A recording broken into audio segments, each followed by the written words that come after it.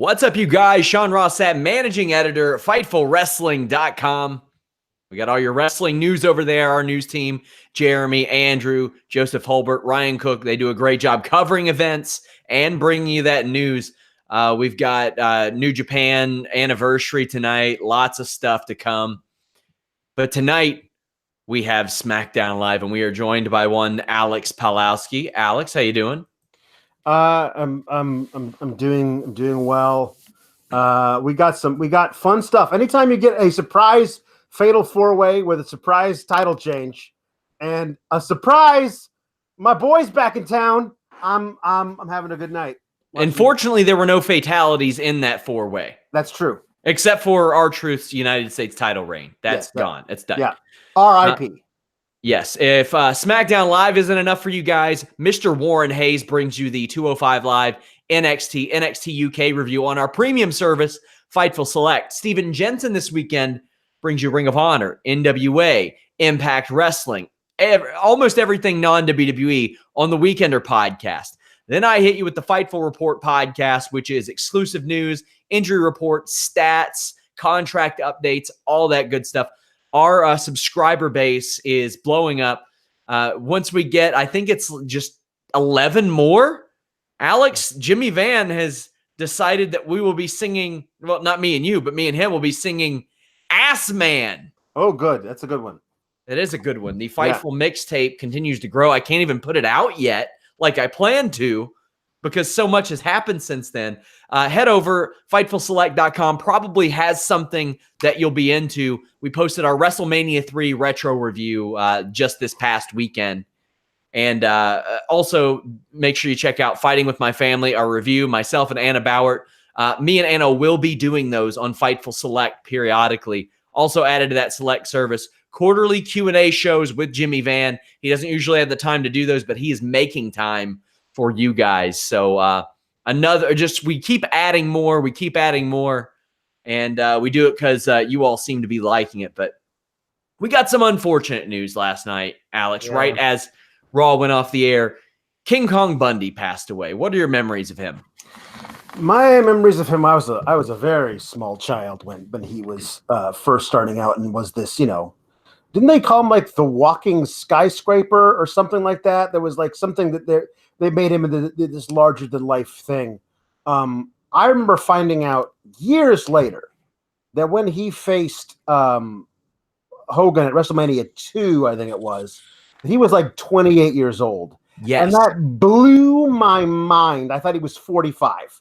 He looked, it was something about, the way let's be honest. He looked like Humpty Dumpty in a singlet. Yeah. But until 99, until The Rock, it was him and Yokozuna who headlined Mania under 30 years old. Yeah. That's it. Yeah. That doesn't happen often. I wasn't watching all that often during his run, but I remember just thinking that guy's scary looking. Like as a child, you knew that was a kind of guy that Hulkster was going to have a problem with. And that's why you hated him, because that was basically how things were presented to the youth of the fanhood. But I couldn't help but think about, they made King Kong Bundy into this giant star to have something for Hulk to overcome, and thinking about the way that's not how the business works anymore. And we've talked about how if Braun had been around in that era, like what they would have been able to do with a guy that size and that athletic. I mean, King Kong Bundy was a giant man, and he was no slouch, but it wasn't like he was, capable of doing a whole lot of stuff. But I just remember thinking, when I found out later, I could not believe he was that young when he was headlining Mania. That was a testament to what he was. Jimmy Van sent word, the Walking Condominium. Ah, there you go. That is a hell of a name. Walking Condominium. Also, his infamous match with Andre the Giant, the Colossal Jostle, that has been reintroduced to the American lexicon via the show Grace and Frankie, where it was referenced on a Netflix show. My wife came up to me and she goes, "What is the Colossal Jostle?" And I said, "How do you know that?" King Kong Bundy, long rumored to be the inspiration for the Married with Children family name as well. Made a couple of appearances on that show. He would also resurface in the WWE in the mid-90s for the $1 Million Corporation. Yeah. And he was on that SportsCenter commercial. I tweeted it out, and it got a lot of attention. He was the focal point of that SportsCenter commercial that featured Shawn Michaels, Diesel, and The Undertaker. And they were like, you know what? Let's give King Kong Bundy like every single line in this commercial. Yeah. So he will be missed. It's amazing how he had no distinguishing characteristics from his face. He wore a plain black singlet, but he was one of a kind at the same time. Yeah. And some of my favorite images are from that cage match he had with Hogan. Yeah. Just the way it's lit and the way that the cage looked and the contrasting colors of Hogan in the yellow and Bundy in the black. It was those shots were just so good. Yeah, I think my little interesting tidbit about him is that oddly enough, you wouldn't know this, but King Kong Bundy was not, in fact, George the Animal Steel. I'm just going to leave that there. But we don't have to leave it there. Let's go ahead and talk about it. Enzo Amore tweeted, oh God, let me pull it up just so I can.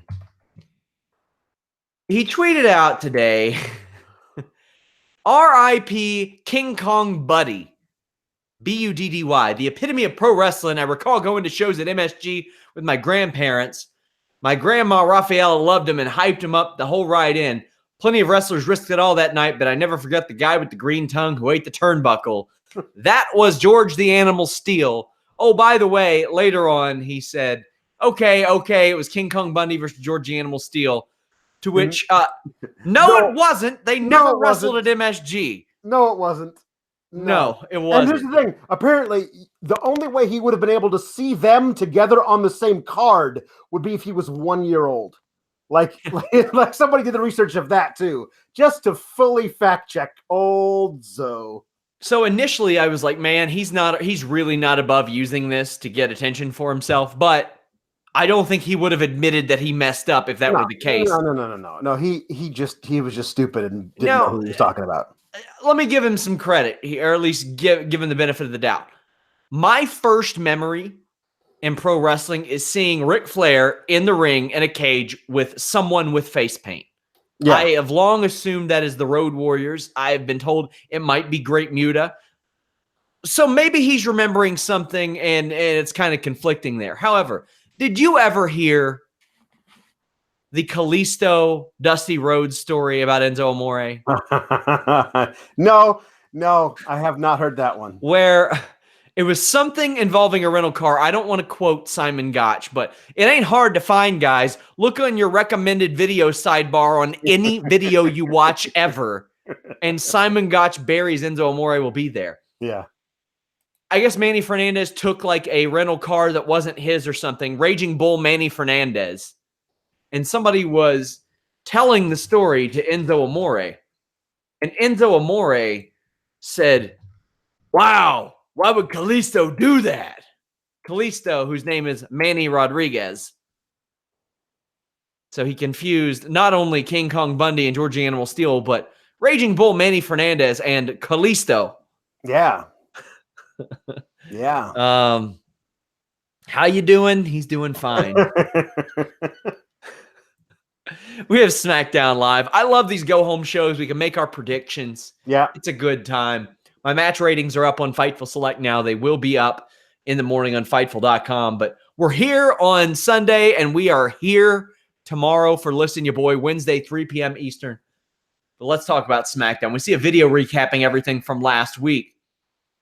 I will say that it's transparent as to what will happen, that something's going to happen, because otherwise, why would WWE, a show operated by Vince McMahon, care to even recap that Kofi was taken out of this match, Alex? Right, they wouldn't. They wouldn't. And here's the thing. I don't know exactly what their plans were, but they also, made sure to show us that the New Day, the entirety of the New Day, is in Mumbai, is in India currently. So I don't know if their plans had always been to ship them off to South Asia during this time, and that's why they were always going to put off this possible match between Kofi and Bryan until later. But it wraps everything up in a nice little package. It's kind of like, hey, it feels like WWE says, we got screwed. We're going to take some time. We're going to go be with people who really love us and who love pancakes, people in India. Daniel Bryan had a pretty solid line about the pancakes. Yep. Said that he was replaced by people who throw out pancakes, they were replaced rather. Damn, easy for me to say, by a man who consumes pancakes. Bryan then compares Owens to all you people. Kevin Owens follows him out, and they go through a lot of traditional tired wrestling tropes, but they do it in a way that works. Yep. In that generic way. They are able to make that work because the people care about him, Alex. Yeah, no, it makes a lot of sense. There's a reason why these things are tried and true, is because they work. It's a certain psychology that works. But the problem is that if you have people who are less than or who aren't putting in the effort to make it new and original, then it feels really old and tired. But you can do things that have been done before, as long as the people who are performing it try and invest it with something new and some actual real oomph. And I really like the idea of Kevin Owens not being a good guy really, but just being, not somebody that is out there trying to get people to boo him. And I also love that he's honest throughout this whole thing. Like, he's like, yeah, I mean, I don't have any friends right now, and that's on me. Like, I thought that was a really cool little moment. Like, I mean, part of me expected, because it's the WWE and they're usually very heavy-handed with this, to hear Sami Zayn's music right after that little mention. What I expected. But I love that they refrained from that. And then we saw later that maybe he doesn't have any friends, but he does have allies. And I'm interested in seeing where that goes. Or Daniel Bryan has enough enemies. Right, exactly. The enemy of my enemy is my friend, ? Yeah. Owens calls Rowan a 7-foot backup dancer. He is not 7 feet tall. No, he's a big guy. He's very, very big. How tall is he? Probably like 6'4"? 6'8". He's billed at. Holy crap. Rowan is definitely bigger than 6'4". Yeah. Because he's a little taller than Luke Harper. That's a good point. Bryan pushes KO into this big claw slam. What was it you named it? I wanted to call it the face palm bomb. It's a little weird. You got to figure out how to if you're going to call it the face palm bomb, because then it actually rhymes, or the face palm bomb, because then it's a tongue twister of sorts. But I think that's basically what it's the face palm. Let's get some suggestions in the live chat. I want to name this move. The Bama Slamma has been wildly successful. The Usos come out and cut a pretty hilarious promo about how they're sick of Miz having an excuse to be emotional and use funny words. Then they're mad about Shane McMahon saying that he has a better shoe game than them, but then they're like, well, he does, but that's not the point. And he does. Yeah. I mean, it's not fair. They make custom shoes for him, but this brings out Miz. Miz says, it really sets the tone of the match, Alex, says, you have to pay attention. You have to keep your eye on me, because if you don't, I will take advantage and I will beat you. And that's exactly what happened. Well, it's also how he's won every single match he's ever won. Sure. I mean, sometimes he has help from his wife at ringside or his Miztourage or whatever. But if you let your guard down, he'll figure out a way to snake his way into a victory. That's what he does. That's how he's always won every title, and he's won the title several times. So you can't take your eye off him, because he's smart. He might be devious, but he's clever. This was typical commercial break wrestling through the commercial break. Not a lot happened.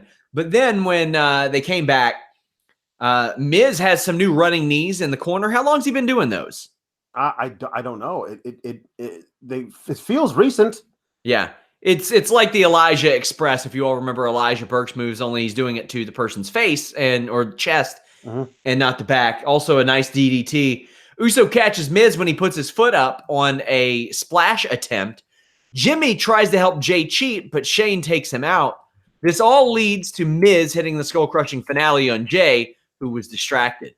I like that. We got a seed planted at the beginning of this match, and it came to fruition, and Miz can say, I told you so. And now the Usos have something sort of to watch out for on Sunday in that regard. Yeah, no, this makes sense. I mean, you have basically Miz making a prediction, and that prediction coming true tonight, and then we're willing to entertain the possibility that the same thing could happen on Sunday, or maybe will Jay and Jimmy have learned their lesson and figured out ways to counteract those distractions? I mean, this is all good storytelling leading up to a point. I mean, again, the smart money is on the Shane and Miz team imploding, and people still seem to think that we're definitely going to get a Shane versus Miz match at Mania. I don't know. I mean, I would also not be surprised to see them take the titles back on Sunday. Wouldn't be surprised. They might figure out a way to do it. Yeah, I'd like to see. I don't know if there is room for a Miz Shane McMahon singles match with no stakes on WrestleMania. Well, there's always room for it if there's a McMahon involved. They'll move something else out of Mania to get Shane. And also, I mean, The Miz has a really wildly successful reality show that'll be running at the same time. So they'll definitely put that on instead of insert match with wrestlers you love and respect here, you know? That is a good point. Up next, we had the WWE United States Championship Open Challenge. R-Truth says that he wants to do John Cena proud, talks about his Cena bed sheets, his Cena poster, says even movies with robots that he watches has Cena in it.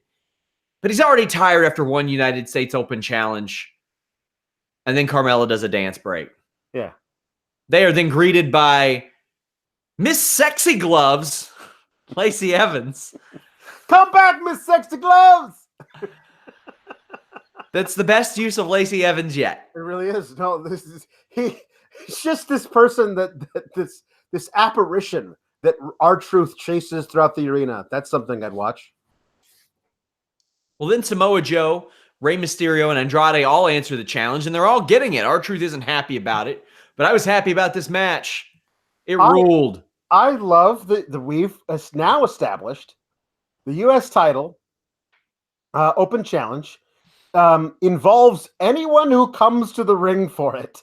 Like, why did we stop at 3 guys? Why didn't the entire locker room come down there and say, well, I want to get in on this too, and we have a battle royal for it? Like, it's great. I like you guys show initiative, but I'm wondering where everybody else was. Why is it anybody who wants a shot at the U.S. title can just come down and get one? Cool. I'm down for it. This match ruled, Alex. Loved it. Joe was dominant early. Hit there's this great spot where Andrade, trying to get away from Joe, grabs his towel and throws it at Joe, and it goes into the crowd. Mm-hmm. Fantastic. Andrade gets hit with a big suicide dive. Joe picks up Rey, and I love the mechanics of this. He was about to throw him onto the barricade, but R-Truth drop kicks him, and it sends Rey over the barricade. Yep. Really good stuff. Andrade constantly taunting Rey by emulating Eddie. Reverses a West Coast pop into a sick power bomb. Yeah. R-Truth hits a double 5-knuckle shuffle, which Corey Graves says, that only hit Joe. And Tom Phillips goes, well, that's why he pinned Joe. Joe gets 619 while doing the coquina clutch, but Rey counters an Irish whip by doing the slide splash onto Truth outside, and it's really getting wild. Yeah. Andrade with a sunset flip powerbomb on Rey. Zelina does a flying Hurricane Rana on Truth. Carmella super kicks her. Then Mysterio does what we'll call the Mysterio Destroyer, that version of it. Yeah. I'm sure Petey Williams will be super pissed that I would dare to do such a thing, but 619 and a frog splash to Andrade, but Joe capitalizes and pins him. Samoa Joe is your U.S. champ. Let's talk about the match first. This was killer. Smackdown, and this scene, this United States title scene, the mid-card, just going off this year, man. Yeah, no, I really love it. I mean, R-Truth's been actually putting in some really good work since he's been the champ. I mean, he was off TV for a month, but since he's been back a couple of weeks ago, like, it feels like he's actually doing some good work. I mean, we've talked about it. I think he's 73 years old. He's really, really, really good for a man his age. And speaking of which, Mysterio is not so much younger. It's amazing to me that, like, he's really in top form, and he's been doing this for 30 years. Like, it's just crazy. And Andrade's always been a favorite of mine. Samoa Joe, What I love about matches like these, when you have guys who R-Truth is out there, he's the champion, but he's kind of just trying to figure out a way to keep the title. I like that as a storyline for him. Joe relates to all of these guys in different ways, but he hates all of them. And Andrade has a personal beef with Mysterio, is afraid of Joe, and just wants to pin R-Truth. Like, I love that there's all these interrelationships that change from moment to moment and beat to beat in the match. This is a great way to put on a fatal four-way, because honestly, you could have told me at the very beginning, one of these four, R-Truth's losing, now you got to pick who's going to win. I'd be like, Joe, I guess, but you could have easily told me it was going to be Andrade or Ray, and I would have believed you. And I mean, to be honest with you, Joe needed this. Yes. Needed this. He has lost like what? Probably 20 title matches at this point. Yeah, and I love that this is the one thing like we've seen before where he has really involved storylines leading up to his title challenges. Versus AJ Styles or whoever he's involved in, trying to get these titles. And tonight he just showed up. He just came down to the ring. He's never, to my knowledge, had anything to do with the U.S. title while it was held by Truth. He just showed up, kicked ass, and went and got the title. And now we're moving on to something new. I will say this, although I'm very happy for Joe, and he deserves this. He's amazing at cutting promos, and that's going to help whatever program he's in next.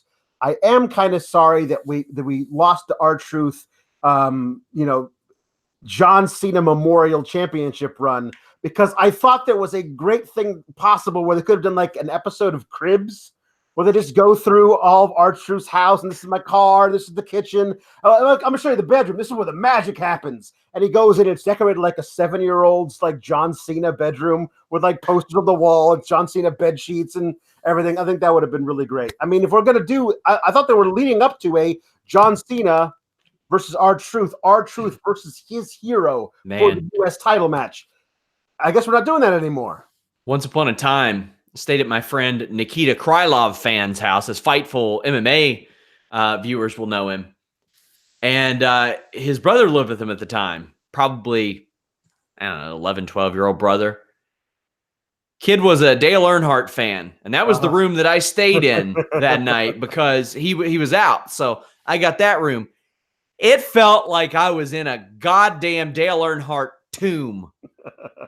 Like they had a King Tut style. Yeah. I'm talking literally all those things that R-Truth mentioned. Yeah. I'm surprised there wasn't a television screen in there just playing. You know what I'm talking about. That DVD Dale that is still at every Walmart ever because they couldn't sell them and they marked them down to $4 and they still can't sell them. Yep. It was wild, man. It's like I thought I was going to leave there with a mustache. Like you just can't help it. Samoa Joe cut an awesome promo backstage where he targeted John Cena. That seems like a ready-made one for WrestleMania, but here's the thing. Joe cannot lose until WrestleMania if that's the case. No. He has to cut a swath through everyone. And yeah, they obviously are setting that up. I mean, that's fine. I guess that's a way of getting Cena on the card in a match that means something. And I guess that match would be good. You know, these guys have been around forever. But I just kind of wanted them to pick up where they left off and have Mustafa Ali come back and you like, I haven't forgotten about you. Now you got this title. I want my shot at it. I felt like it's a perfect opportunity for them to put some gold around the waist of Mustafa Ali. But as we'll see at the end of the night, they appear to be putting Mustafa Ali in another direction. Also, Kayla Braxton is getting very good at her job as a backstage interviewer. Yes, yeah, she's doing very, very well. Not as confrontational as Charlie is on Raw. Charlie likes to get you with the gotcha questions. Oh yeah, but not Kayla. She's just they're doing her job. Ray versus Andrade set for the Mania kickoff show. If you want people to watch a match that will get them to go, hey, maybe I should order this. It'd probably be a good one. Yeah. I'm honestly like we're gonna do our Fastlane predictions later, and you're going to tell me matches that are going to be on this card that I right now do not know are going to be on this card. That's how ridiculous the Fastlane build has been. But if you were to tell me what match that you know is going to be on the card will be the best of the night, I'd be like Ray versus Andrade in a walk. Ray might be the best wrestler in WWE right now. That's how good he is. And Andrade might be the second best. Yeah, they might be 1A and 1B. We've seen them on SmackDown nearly murder each other. Like, what are they going to do on a pay-per-view? This is going to be great. New Day selfie video from India. They'll be at Fastlane. Not a lot to this. AJ Styles is interviewed, talks about his opportunities. Randy Orton shows up and had a great line. Yeah. Just goes, no wonder it took you 15 years to get here. Ooh, that was a good one. Yeah, I love the idea of of this. If Randy is going to be like AJ's evil Obi-Wan Kenobi and teaching him all the ways of the dark side of, how to look out only for number one and sneak in through the back way to hit one finisher to steal a gauntlet match. Like, I'm interested in seeing what that does to AJ Styles. I would be okay. Like, how Daniel Bryan has the CJ Parker gimmick, but Daniel Bryan does it just way better. Mm-hmm. If Randy Orton could have the gimmick that we always wanted Baron Corbin to have, the indie killer gimmick. Yeah. Because he doesn't know what that is. No. He barely, he always had a WWE eye on him, even when he worked independence. So I still do kind of think that they should have saved that for Corbin, because that might be the only thing that ever makes him interesting from a singles perspective, but I could get behind that. Go back to Ring of Honor. That was hilarious. The Bar cut a generic "you don't size up" promo on Ricochet and Aleister Black. Ricochet lands a standing star press, but gets Brogue kicked off the apron. He gets worked over, and what I don't get is he lands this rolling DDT, but then he can't get over for the What? Why are you using all your energy on the rolling, flipping DDT if you can't roll over and tag a man? The physics of the rolling, it's necessary in order to gain enough time that he can make it to his corner or with room to spare for the hot tag. I think it's stupid too. I've never understood I just hit this big move that used a lot of energy. Now I have to crawl on my belly, like through the mud under barbed wire in boot camp to get to my corner. Just get up, crawl on hands and knees, and make it there, man. I hate that trope. Black does a great knee to Sheamus, but falls victim to a really nice Irish curse backbreaker into a knee drop across that backbreaker. Very good double team move. Cesaro flips out and then gets into a black mat, walks into a black mass. 630 wins it for Ricochet and Aleister Black. Fine match. If this would have went longer, man, this would have been... I think if they could have went longer, if they could have gotten the same amount of time as the Fatal 4-Way, they could have had just as good of a match as the Fatal 4-Way. Sure, absolutely. No, this is the thing, is that I complain is the wrong word. I've been observing that Aleister Black and Ricochet are two completely accomplished singles wrestlers in NXT, and the idea that you would say, okay, we're going to bring you guys up, you guys have nothing in common, and you're going to be a tag team now, facing the best guys on both brands and getting victories and title shots. Okay, great. And where am all these amazing singles matches that are available to Aleister Black and Ricochet? Probably the same place that all of them are for Lacey Evans, for EC3. And if I were Ricochet and Aleister Black within this show, I would say, you know what I want to do? Something more than applying body oil. No. Listen, I would hope, I know this is not the case, that there is an option other than do nothing, or be shoehorned into a thing that you're not actually designed for. You're going to shine there, but I mean, whatever. I'm willing to see where this goes, because as we're going to see on the coming weeks in NXT, there's a parallel story with Aleister Black and Ricochet being in the Dusty Classic, kicking all kinds of ass. So I honestly like that they're basically doing the same thing on both brands and seeing how that works together. Rusev and Nakamura show up and attack. Glad to see them on TV. But the Hardy Boys show up and hit Rusev with a couple of Twist of Fates. Then Jeff goes to do this poetry in motion over the top rope and gets caught. And Ricochet does a nice dive over the top. baby faces stand tall. So this is an 8-man tag that we're going to get.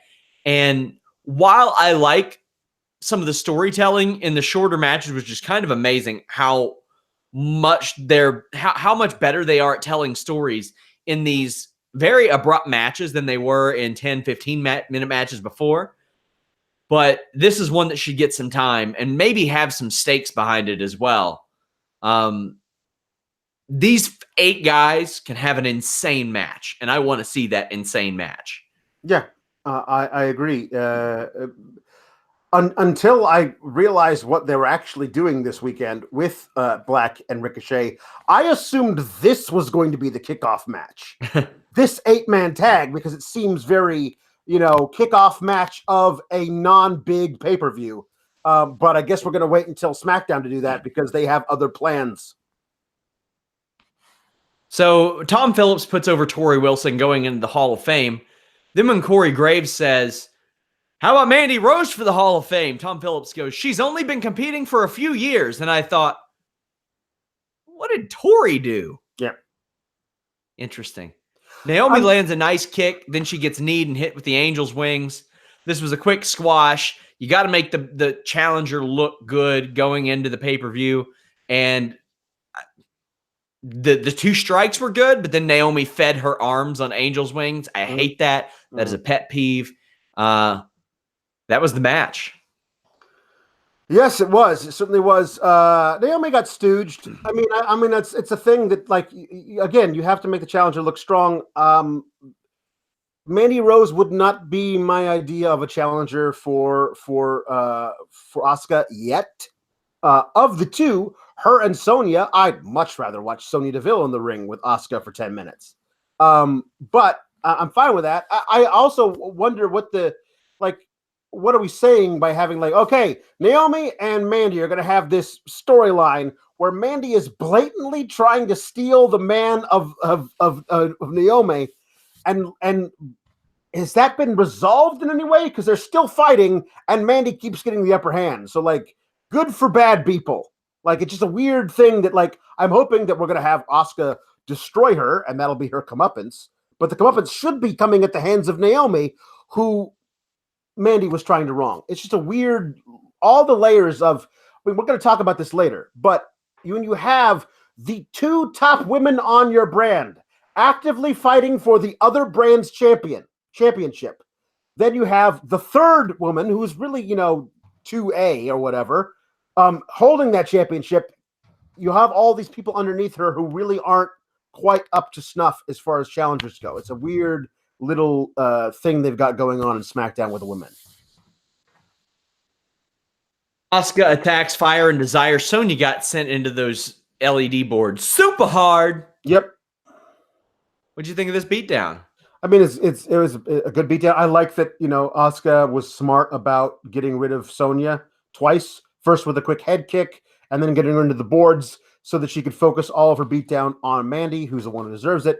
Yeah, this is good. I didn't really get a good look at Asuka's new merch, but it appears to be her mask that she wears in the ring underneath a Shogun warrior helmet, which, if so, kudos. That's badass.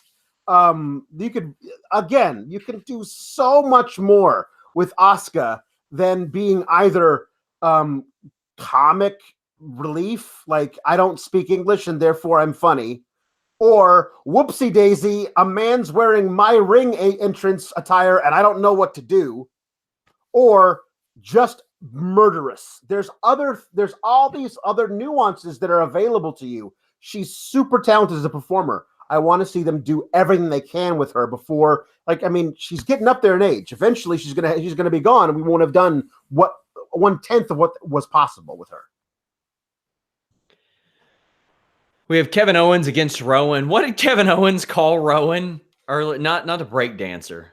Not the backup singer. I honestly know. Redwood. That's what it is. Ah, yeah, there it is. And not everybody has the fortune of being a redwood, Alex. No, yes, I know. There's other things that they might not. Yeah, sometimes people are rocking a fern, maybe a ficus.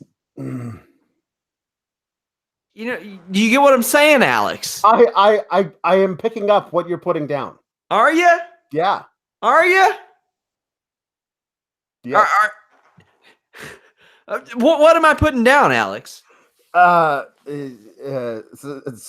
to an ad for something, probably. What? You act as if I would come on this show. Yeah, I know. It's weird. This program and have just the gall to say, if you don't want to rock a ficus and you want to grow redwood, maybe you should visit bluechew.com. Bluechew.com, that's blue like the color blue. It's the same FDA-approved active ingredients as Viagra and Cialis, so you know they work. Anytime, day or night, even on a full stomach. Since they're chewable, they work up to twice as fast as a pill, so you can be ready when the opportunity arises. Even if somebody's trying, maybe you haven't been watering it right. Maybe it's not getting the right fertilization. I don't know what kind of stuff you're into. But I can tell you one thing, Blue Chew is prescribed online and shipped straight to your door in a discreet package. No in-person doctor's visits, no waiting at the pharmacy, no more awkwardness. They're made in the USA. Since Blue Chew prepares and ships direct, they're cheaper than a pharmacy. And right now, we'll give it to you for free. Just use that code FIGHTFUL. Just pay $5 shipping. Tell them that you heard from us over at Get Blue Chew on Twitter. Are you saying that I would do something like that, Alex? Yeah, it's weird that I would think that you might do that. That's not really... It's really not your style. It's not my style. I don't play a character, but it's not in character for me. I apologize for being so prejudiced towards you that I would think that you might do something like that. Man. You're not good for the environment. You're trying to chop all these redwoods down before they can grow big and strong. Yep, that's what I'm doing. You're trying to suppress the wood, Alex. I don't appreciate it. Yeah, I'm clear cutting the forest, and I don't think anybody else would either. Maybe we'll just move on. This match is over with the quickness. There's a DQ for the double team attack. Rowan body slams Owens on the ground, and Mustafa Ali makes his return from injury and makes the save. There's a Hurricane Rana on Rowan into the post.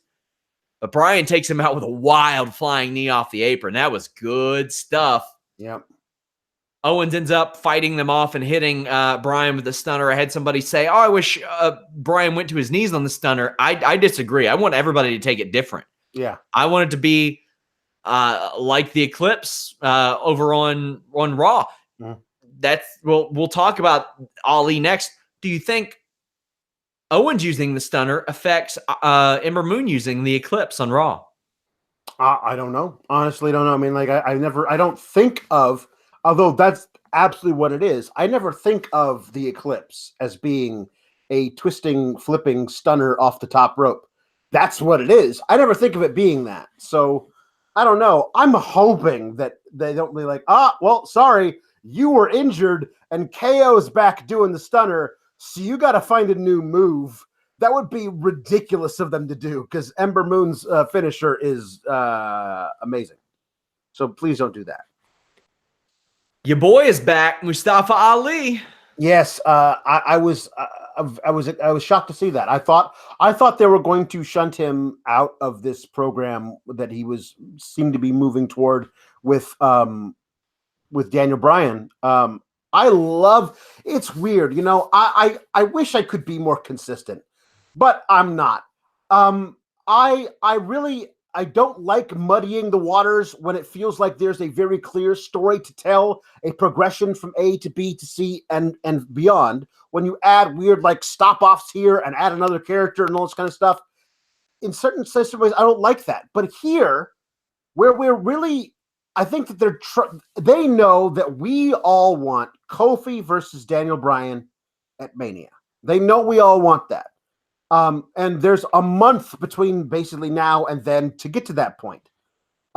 So KO versus Daniel Bryan for the title at Fastlane could change that if KO wins. We don't expect he's probably going to, but that's a possibility. Mustafa Ali being involved in this picture now could change that. When, as this was happening, Kofi tweeted out video of him and Xavier and Big E in the gym in India watching Mustafa Ali in the ring with Kevin Owens, just standing there silently watching it. I thought it was a great way of like adding a little intrigue to it of how would Kofi feel if, KO gets beat by Daniel Bryan on Sunday, and on Tuesday somehow Mustafa Ali gets a shot. That's another layer of this intrigue here, which I'm totally here for. I just love that Mustafa Ali wasn't given the treatment of, sorry kid, you got injured during your push, so now you'll be lucky to see TV in the next 2 months. They do that far too often, and I really love that they're not doing that with him. Even though it probably isn't in the cards for him to actually get anything close to a title shot at Mania, we'll have to see, because I love that there's all these possibilities branching out of him saving, basically, Kevin Owens, of all people.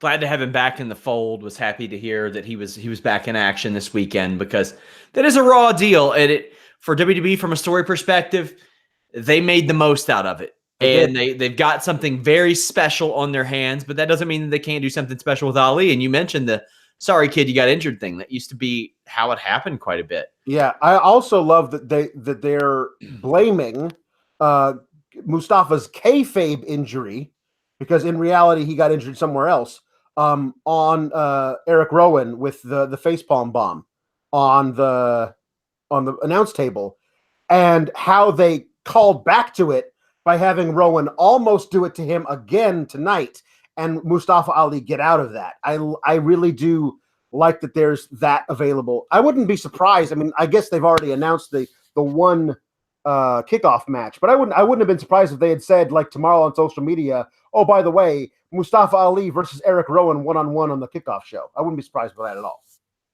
Charlotte Flair's backstage and cuts a promo mocking Becky for having her back up against the wall at Fastlane. This is pretty good stuff. Charlotte cuts a good heel promo. It is so natural. It's in her blood.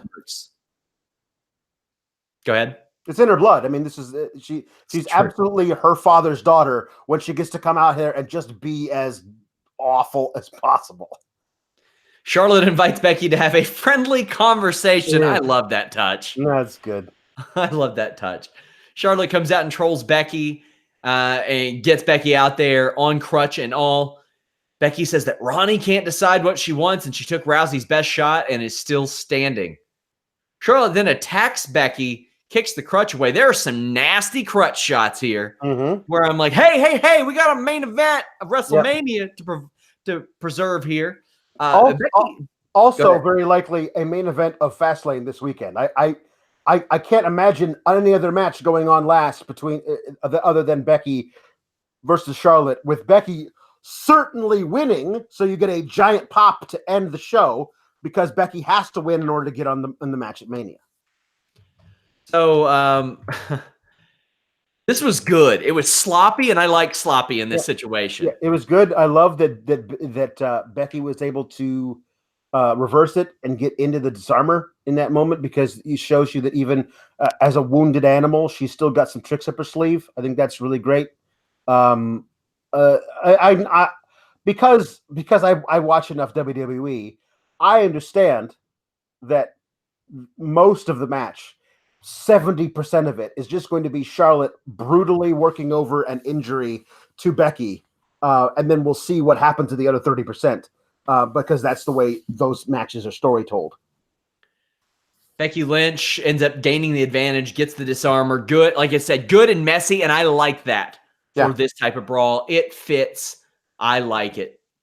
I also like the Fightful MMA podcast, which we did today, covering Mirko Krokop's career, UFC 235, and previewing UFC Wichita. Check that out. No UFC post-show podcast this weekend. We will cover Wichita next Tuesday on the Fightful MMA podcast. But Carlos Toro has a whole mess of exclusives up on the boxing end of things. Go check those out. I really want to push those a lot more. Well, we got WWE Fastlane this weekend, Alex. We do indeed. What match are you most looking forward to in totality? I want to see KO back in the ring in a full-on match, and I mean him versus Daniel Bryan is going to be great. I feel like, unfortunately, it feels as though the outcome, at least the winner, is predetermined, because that's just not the story they're going to tell coming out of this match. But the journey to get there from bell to bell, I think, is going to be phenomenal. I can't wait for this show. I was telling my wife the card earlier, and I looked at it and I was like, it's a pretty solid card. Yeah. Pretty solid card. You wonder how things will unfold, what can really happen, but almost everything has stakes. One match that doesn't, Mysterio versus Andrade on the kickoff show. Who you picking? I'm gonna go with Andrade. I feel like that's, this. I mean, I don't know. I honestly don't know if they're planning on having them do more and more stuff leading up to Mania, possibly. I feel like this is the kind of thing where Ray might win on Sunday, and you think, oh, well, obviously the storyline is the younger guy gets put over in the end by the older guy, so we're going to keep doing that. And then they'll just forget about it, and both of these guys will be eliminated 6th and 12th in the Battle Royal on at WrestleMania. I don't want that to happen. I want there to be a definitive winner and a definitive end to this feud on Sunday. If they're actually going to end it, make it special. And there's no, as you said, there's no better way to sell people who like watching wrestling on subscribing to the network than if they're saying, oh, I can get this. Yeah, these guys are going to kill each other. It's going to be great. But I think Andrade should win. This is a coin flip, in my opinion. It really is. I'm thinking Andrade wins. You have the Shield versus Drew McIntyre, Baron Corbin, and Bobby Lashley. Oh, well, duh. Yeah, the Shield's winning. It should be good. I mean, we'll still have to see who winds up being the face in peril for most of it.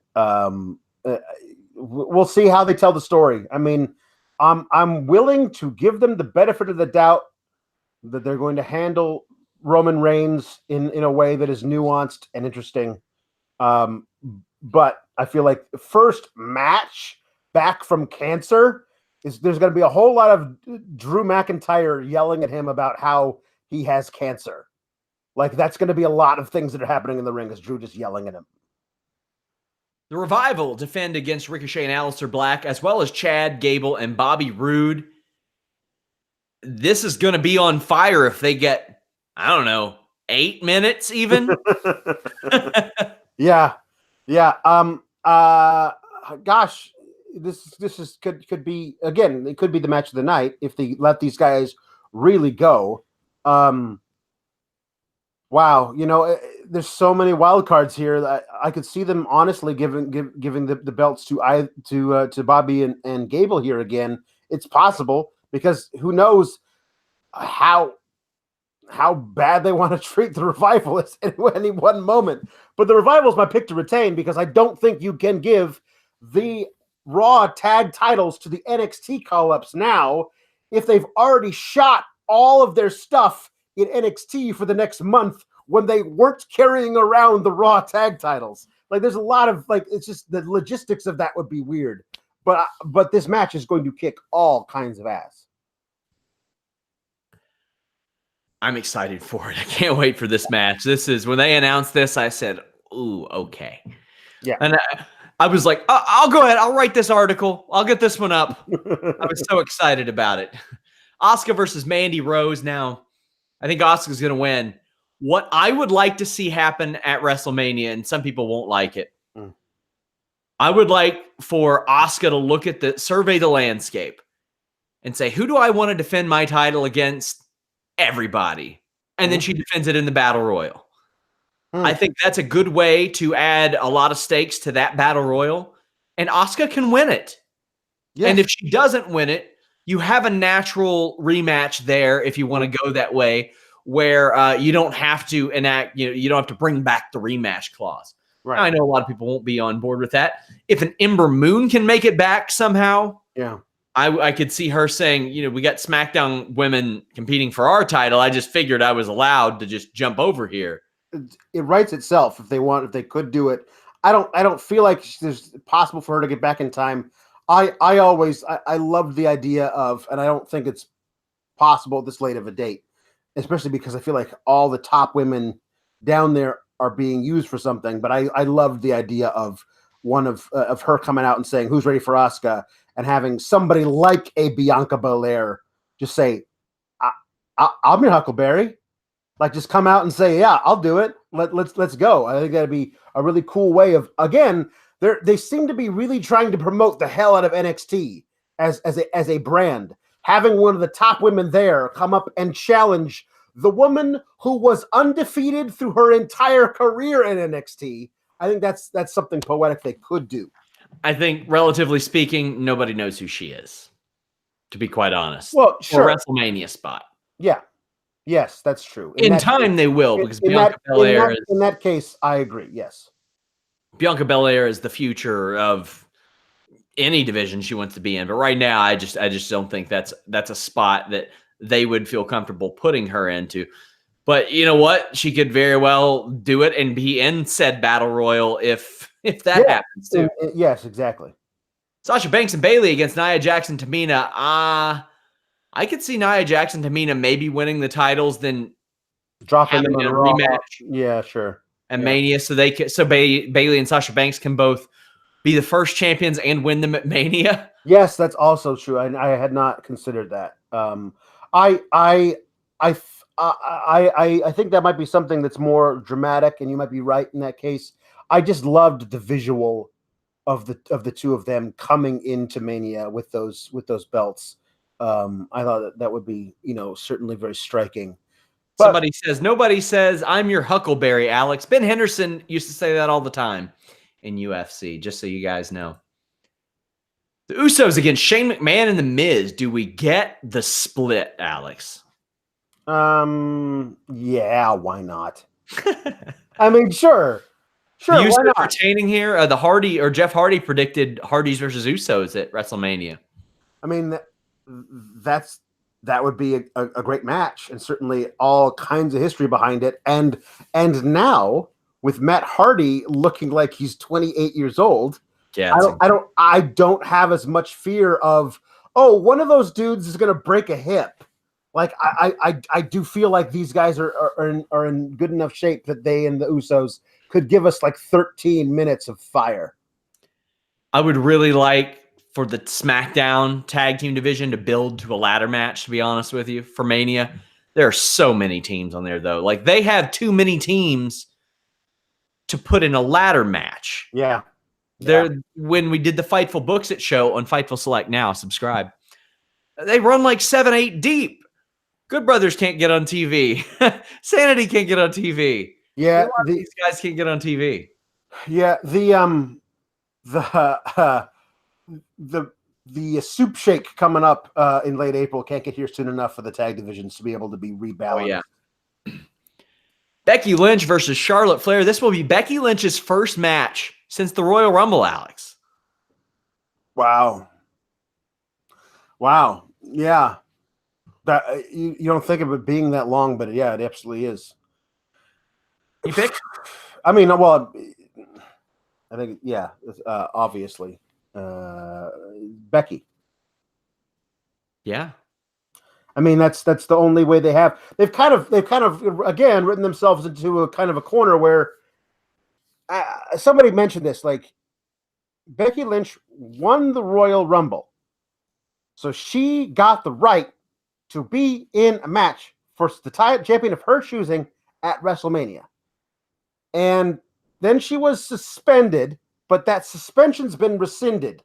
So shouldn't it be the other way around, that Charlotte is facing Becky, and if Charlotte wins, she gets added? Because, I mean, it's a weird deal that they're like, Becky, if you lose this match, then the thing that you won fair and square, maybe not. They could easily have done that, where they could actually say, you did win the Royal Rumble, but you weren't supposed to be in it. So we're going to help you out by giving you an opportunity to be in the match, but you actually have to earn it.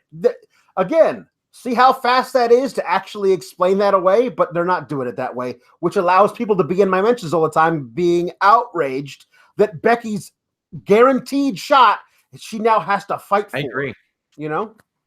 I agree. I hate that. There's a lot of things that frustrated me about this year's Royal Rumble, as you knew when I did that show, but this is one of them. Yeah. Like, why did that matter? Yeah. The whole match didn't matter now. Yeah.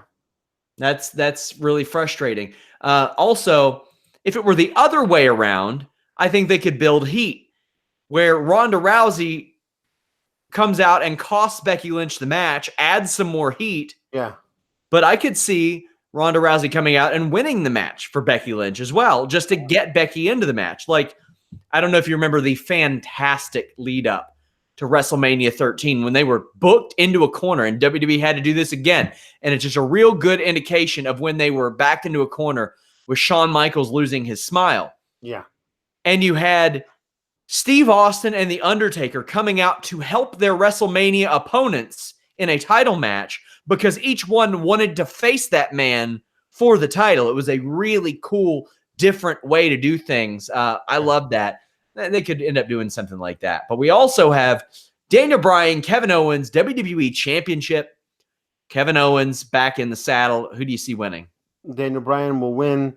But again, as I said, Owens' first match back, going against Daniel Bryan, like not the Daniel Bryan that they were treating with kid gloves, back when they were having their little Mania program a year ago. But like this Daniel Bryan, who's just out there like going nuts, dropping flying knees off the apron at people, like he and Kevin Owens like really going at it. I mean, this could be a really, really special match. Again, it's just too bad. I feel like the outcome is all but certain. A lot of people off this show, and I think that's good. You don't need everybody on every pay-per-view show, No. And I like that. Yeah. We will be here Sunday after Fastlane. We'll be here during Fastlane. Join our live coverage and discussion. Our UFC 235 live coverage and discussion had over 1,500 comments. Come and join in on those as well. We do a pick 'em before every event. Alex, what do you got going on this week? Looking forward to Fastlane on this weekend. My wife's birthday is coming up, so we're going to go out to a little cafe where they have brunch out in the country, and it'll be fun. So looking forward to that. You guys can join me, Fightful Select. I'm on the Fightful Report podcast this week. I did a Q&A show last week, and on the list and your boy Wednesday, 3 p.m. Eastern. If you're watching this on YouTube right now, leave us a thumbs up. We are on podcast platforms everywhere. Fightful, subscribe.